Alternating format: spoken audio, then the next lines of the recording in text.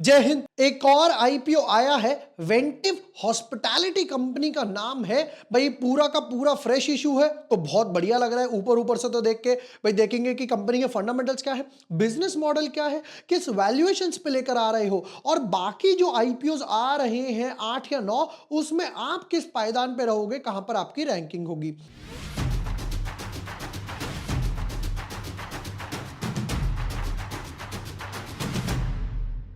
Hi everyone, my name is Vibhor Varshney. I am a SEBI registered research analyst. आज के video में करेंगे वेंटिव हॉस्पिटैलिटी आईपीओ की डिटेल्ड एनालिसिस और फाइनल वर्डिक्ट से पता चलेगा ओवर सब्सक्रिप्शन कितना होगा, लिस्टिंग गेन कितना होने वाला है। तो एक काम करते हैं, पहले बिजनेस मॉडल से स्टार्ट करते हैं। But yes, before moving ahead, अगर अभी तक आपने मेरा चैनल सब्सक्राइब नहीं किया है या मेरा वीडियो फर्स्ट टाइम देख रहे हो, तो यहाँ पर हम लोग ना stock breakout, momentum, Concord IPO के एनालिसिस भी डाले थे, टाटा मोटर्स के एनालिसिस, सनातन टेक्सटाइल, ममता मशीनरी, डैम कैपिटल, ट्रांस रेल, सब आईपीओ एनालिसिस डाल रखे हैं। ये सब ओपन है, चेक कर सकते हो। एक काम करते हैं, अपने ना आईपीओ टेबल की तरफ चलते हैं, जरा समझते हैं। ट्रांसरेल, डैम कैपिटल, ममता मशीनरी, फिर उसके बाद भाई साहब ये लिस्ट हुआ। इन्वेंचरस एक अच्छे खासे रिटर्न्स वगैरह देकर गया। डैम कैपिटल हो गया, ममता मशीनरी हो गया, सनातन टेक्सटाइल्स वगैरह हो गया। ये सब एनालिसिस में यहां पर डाल चुका हूं। 19 से 23 के जितने आईपीओस थे 1 2 3 4 5 में डाल चुका हूं। वेंटिव हॉस्पिटैलिटी के आज हम एनालिसिस करने वाले हैं। फिर उसके बाद हमारे पास रहेगा सिनॉर्स और काराराव, और उसके बाद यूनिमेक, उसके बाद ओपन होगा। शुरू करते हैं, जरा समझते हैं कंपनी है क्या। Ventive Hospitality incorporated in 2002. Ventive Hospitality is the hospitality business primarily focusing on business and leisure segments. The company primarily focuses on developing and managing high-end luxury hotels and resorts वगैरह। तो भाई करते क्या है, बनाते भी हैं, डेवलपिंग और उसको मैनेज वगैरह भी करते हैं। जिसके लिए मैं इनकी वेबसाइट वगैरह पर गया तो एक बड़ा सा आली शानदार होटल दिख रहा है, JW मैरियट है पुणे का। फिर इन्होंने यहां पर लिखा हुआ है किस किस के साथ है। 11 ऑपरेशनल होटल्स हैं वर्ल्ड वाइड में और 2000 रूम्स वगैरह हैं, 2 कंट्रीज हैं, ब्रांड्स ये वो इन्होंने लिखा हुआ है। तो ब्रांड्स क्या क्या है सामने, कार्टन हो गया, JW मैरियट हो गया, मैरियट स्वीट्स हो गए, फिर उसके बाद courtyard, oakwood, double tree by Hilton वगैरह। और ये सब इन्होंने अपने यहाँ पर जो जो रूम्स वगैरह मैनेज करते हैं वो दिख रहा है। मेजर फोकस जो दिख रहा है पुणे पुणे पुणे पुणे पुणे पुणे। मेजर फोकस जो दिख रहा है वो यहां पर पुणे महाराष्ट्र वगैरह की तरफ दिख रहा है। ठीक है, और समझते हैं। 11 हॉस्पिटल है वो तो हम लोगों ने देख ही लिए। कहां कहां पर है, इंडिया और मालदीव्स पर है। 2000 के आसपास है, जो हम लोगों ने इनकी वेबसाइट से वेरीफाई भी कर लिया। ठीक है, मैरियट, हिल्टन, माइनो, फिर उसके बाद एटमॉस्फेयर वगैरह जैसे होटल्स है। कहां पर, पुणे और बेंगलुरु की तरफ ज्यादा फोकस्ड है और मालदीव्स वगैरह में है। ठीक है, देखो एज ऑफ नाउ देख के ठीक लग रहा है, 5 स्टार है। बट एक प्रॉब्लम रहती है, 5 स्टार होटल्स हो गए या कोई भी होटल हो गया, 2 स्टार 3 स्टार जितने भी, अगर मान लेते हैं आपके पास थे 2000 रूम्स थे, अगर सिर्फ इसमें से रूम्स ही 1000 फिल हो रहे हैं या इसमें से 500 फिल हो रहे हैं, 700 फिल हो रहे हैं, जितने भी रूम्स फिल हो रहे हैं वो तो बढ़िया है। पर जो खाली जा रहा है उसकी एक वेरिएबल कॉस्ट तो आ रही है ना, क्लीनिंग की, जो आपने उसमें बेड डाला हुआ है, बेडशीट्स हो गए, टीवी हो गया, टाटा स्काई उसमें लगा रखा है, तो वो एक माइनर बहुत छोटी सी ऑपरेशनल कॉस्ट तो आएगी ही आएगी। नेक्स्ट पार्ट पर आते हैं। अच्छा, अब इसमें एक चीज और समझते हैं, जो इसकी डेट्स हैं उसको मैं थोड़ा सा क्लैरिफाई कर देता हूं। यहां पर क्या हो रहा है, आईपीओ ओपन होगा 20 तारीख को, आईपीओ 20 तारीख को आएगा, 24 को क्लोज होगा, फिर 26 को यहां पर अलॉटमेंट आएगी और लिस्टिंग होगी 30 को। अब यहां पर एक चीज लोग जो सोच रहे हैं कि भाई जो 23 तारीख को ये 5 आईपीओ हो रहे हैं, क्या इनका फंड्स फ्री होगा इन 3 के लिए? Answer is no, funds free नहीं होने वाला इसमें। यहां पर ये सारे ऑलमोस्ट सेम ब्रैकेट में ही माने जाएंगे। वैल्यूएशंस बताओ भाई, किस वैल्यूएशंस पे लेकर आ रहे हो?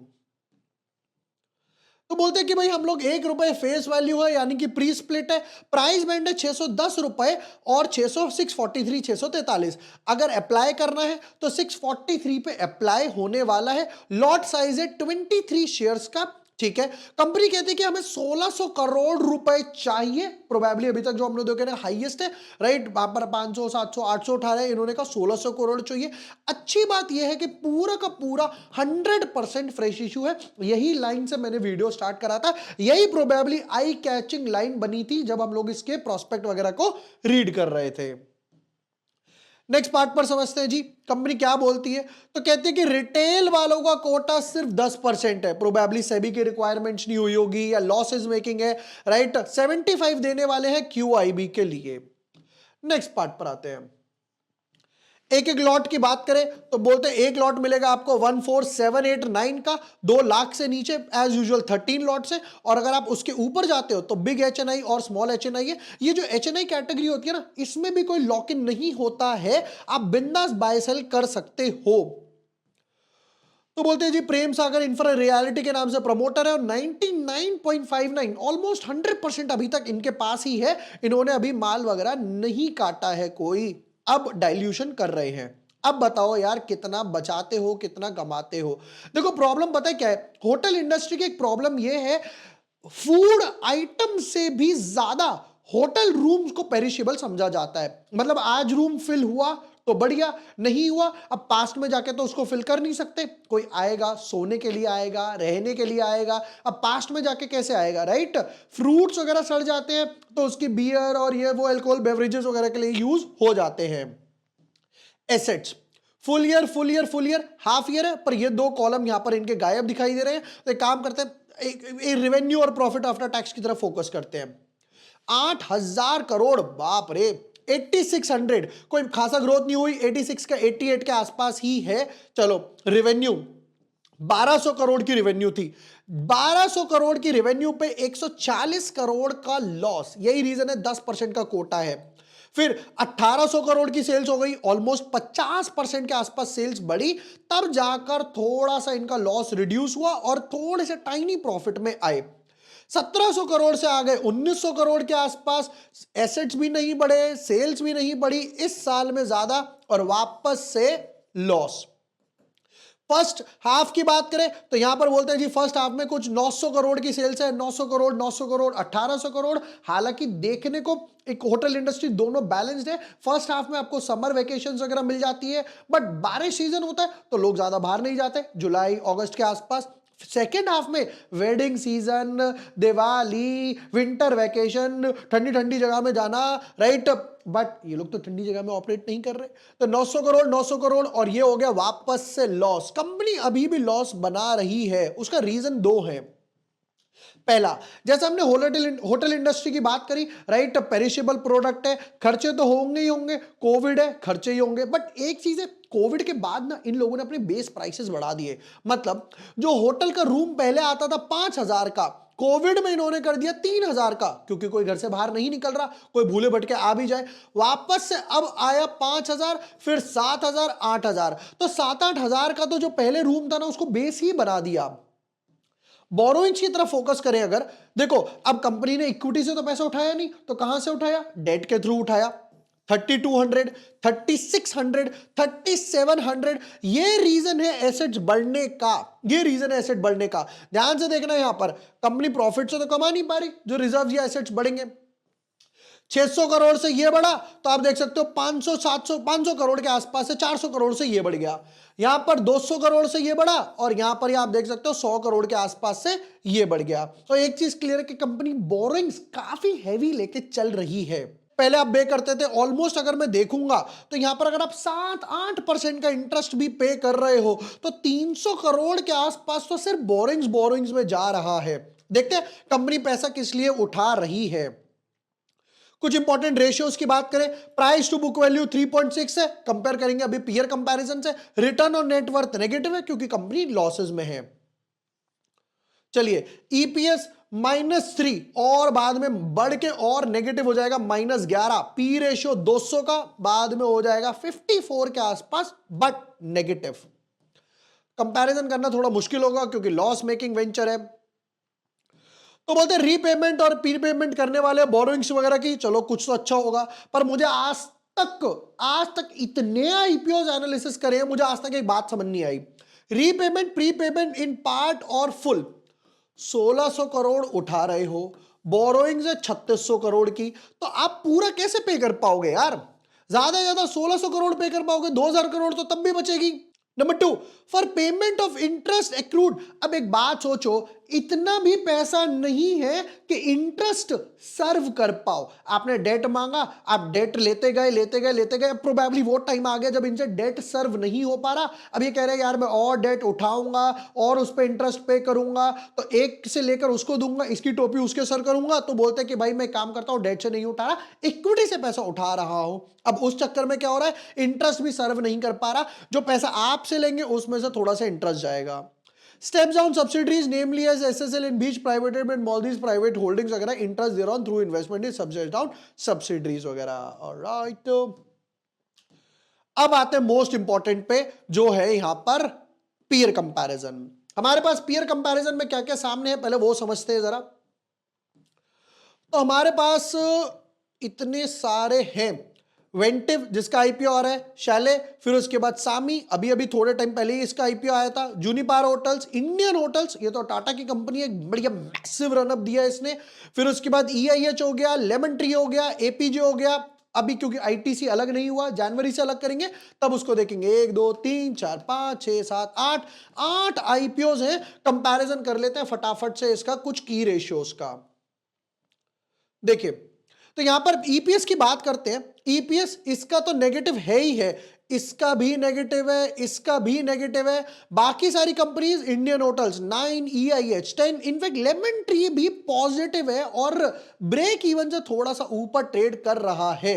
यही रीजन था जो मैं बोल रहा था कि भैया लॉस मेकिंग की वजह से ना कंपैरिजन का थोड़ा सा प्रॉब्लम आएगा। कोई नहीं, आगे समझते हैं। पी रेशियो की बात करते हैं, तो यहां पर इसका पी रेशियो भी नेगेटिव ही होगा, क्योंकि ये भी लॉस मेकिंग है, इसका भी लॉस मेकिंग है, तो नेगेटिव होगा। बाकी सब profit profit profit profit profit profit कमा रहे हैं। In fact return on net worth भी देखोगे ना, तो ये again because of loss ratio. अच्छा एक चीज है, ये 4 टाइम्स के आसपास आ रहा है, लिख लेते हैं। 15 ब्रेक इवन, फिर उसके बाद 13 16 11 5, और अगर प्राइस टू बुक वैल्यू की बात करें तो ये 4 के आसपास आ रहा है। 4 4 4, राइट। बाकी सिर्फ 2 ही ऊपर है, प्राइस टू बुक वैल्यू ठीक है, बाकी सब यहां पे थोड़ा सा डामाडोल वगैरह लग रहा है। चलिए जी, फाइनल वर्डिक्ट पे आ जाते हैं और समझते हैं जरा इसकी कहानी क्या क्या है।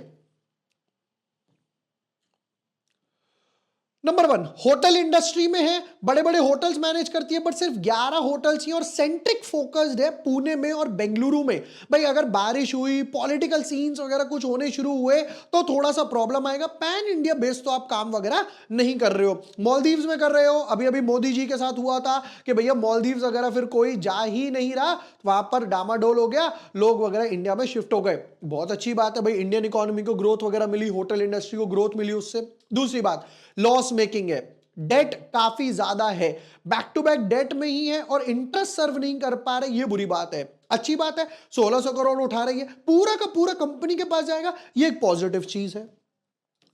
ओवर सब्सक्रिप्शन और लिस्टिंग गेन पर तो आता हूं, बट उससे पहले जरा एक चीज समझ लेते हैं। उससे पहले क्या समझते हैं भाई, देखो यहां पर क्या हो रहा है, ट्रांसरेल 800 800 200 500 500।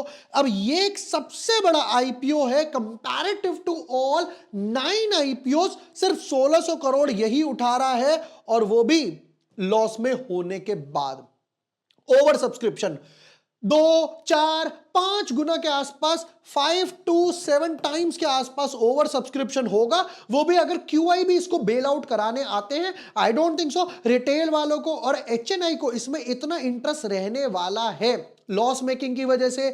बाकी बेटर अपॉर्चुनिटीज लाइक ट्रांसरेल, भैया रेलवे की कंपनी है, ममता मशीनरी अच्छी खासी चल रही है, डैम कैपिटल वो तो बाकी का आईपीओज लेकर आता है, इसके सामने बाकी ये 3 बेटर नजर आ रहे हैं comparative. Listing gain somewhat around 6 to 10% के आसपास होने वाले हैं। सेफ ट्रेडर्स अवॉइड करो, कोई फायदा नहीं दिखाई दे रहा लॉस मेकिंग कंपनी में पैसा डालने का। इसके आईपीओ के बाद भी आई डोंट थिंक सो ये प्रॉफिट वगैरह में उतना आ पाएगी।